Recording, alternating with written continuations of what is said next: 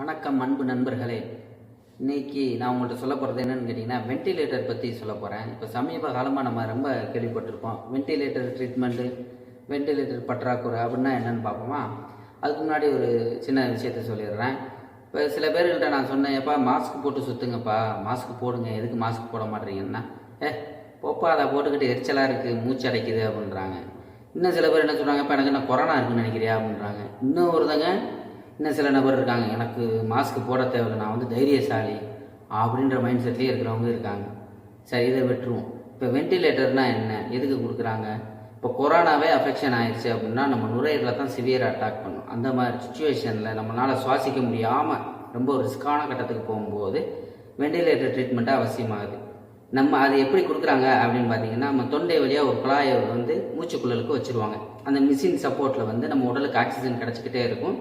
அதன் மூலியமாக அந்த பேஷண்ட் உயிர் பிழைச்சிருப்பார். இது ரொம்ப ஈஸியான முறையாக இல்லை, ரொம்ப கஷ்டமாக இருக்கும். உடம்பு வேதனை, உடல் வலியாக இருக்கும்.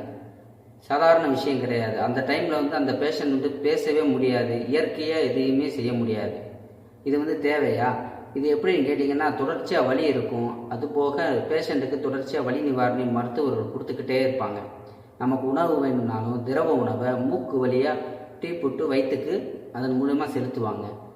அதே மாதிரி ஒவ்வொரு 2 மணி நேரத்துக்கும் செவிலியர்கள் நம்ம உடலில் கை கால் அங்கங்களை நகட்டி நகட்டி வைப்பாங்க. ஏன்? தொடர்ச்சியாக படுத்தே இருப்பாங்க. அந்த ட்ரீட்மெண்ட்டுக்காக அசையவே முடியாது, படுக்கை புண்ணு ஏற்பட்டுரும். இது ஒரு பெரிய இன்ஃபெக்ஷன் ஆகுன்றதுக்காக அந்த மாதிரி செய்கிறாங்க.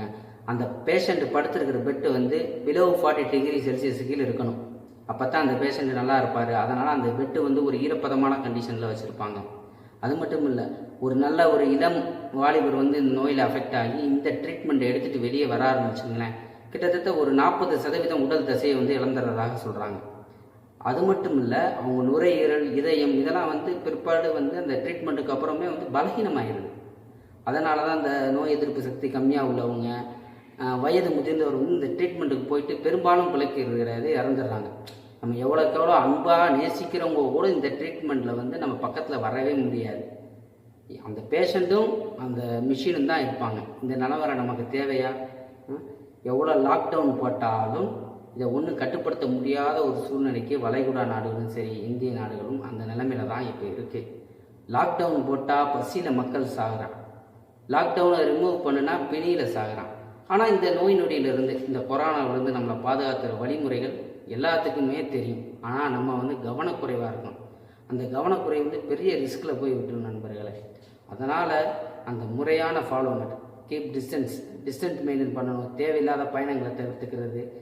இப்போ தான் நம்ம ரொம்ப கவனமாக இருக்கணும். ஏதோ போயிடுச்சுன்னு நினச்சிட்டோம், லாக்டவுன் ஃப்ரீ பண்ணிட்டாங்க, கொஞ்சம் போகலை. இனிதான் சிவியராக இருக்குது அரபு நாடுகள்லையும் சரி, இந்தியாவிலையும் சரி.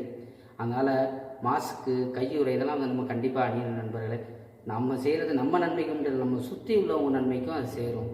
அதனால் வீராப்பை விட்டுட்டு மூச்சு அடைக்குது அப்படின்னு அற்பமான காரணங்கள், வரட்டு இது எனக்கு என்ன நோயாக வந்திருக்கு அப்படின்னு நினச்சிட்டு மாஸ்க்கு போடுறதை தவிர்த்துடாதீங்க. ஒரு நிமிஷம் இந்த வென்டிலேட்டரை நினச்சி பார்த்தோம்னா நீங்களும் போடுவீங்க, மற்றவங்களையும் மாஸ்க்கை போட சொல்லுவீங்க நண்பர்களே. எல்லாரும் நல்லா இருக்கணும், நாமும் நல்லா இருக்கணும். எனவே இந்த கொரோனாவுடைய நோயிலிருந்து விடுபடுறதுக்கு இல்லை பாதுகாத்துக்கிறதுக்கான வழிமுறைகளை நம்ம கண்டிப்பாக பின்பற்றணும் நண்பர்களே.